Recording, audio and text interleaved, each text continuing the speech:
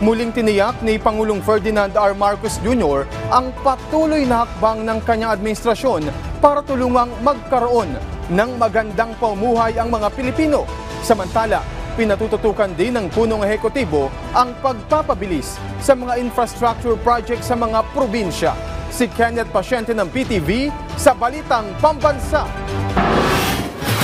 Muling tiniyak ni Pangulong Ferdinand R. Marcos Jr. na patuloy ang pagsisikap ng pamahalaan para mapabuti ang buhay ng bawat Pilipino.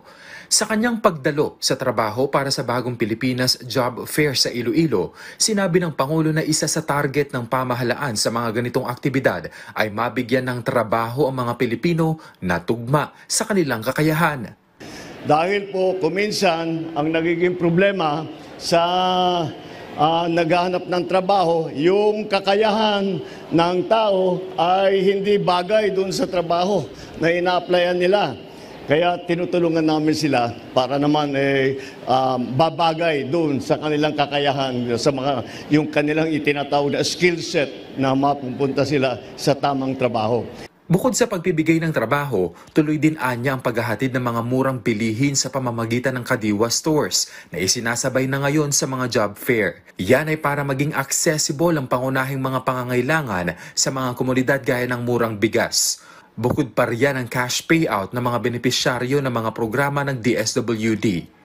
Kaya kung anong maitutulong ng pamahalaan, kung anong magagawa ng gobyerno para sa inyo, ay gagawin namin. Sana po ay makatulong po itong aming ginagawa at napakahalaga po para sa aming sa ating pamahalaan na yung mga nangangailangan ng tulong ay mabibigyan ng tulong, kaya po namin ginagawa ito. Hinikayat naman ng Pangulo ang mga local chief executive na manatiling makipag-ugnayan sa national government para sa mabilis na pag-usad ng infrastructure project sa kanilang lugar.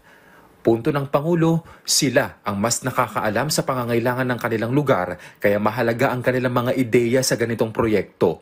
Hindi dapat anya mag-atubili ang mga ito na iparating sa national government ang mga nakikita nilang problema sa mga proyekto para agad na masolusyonan.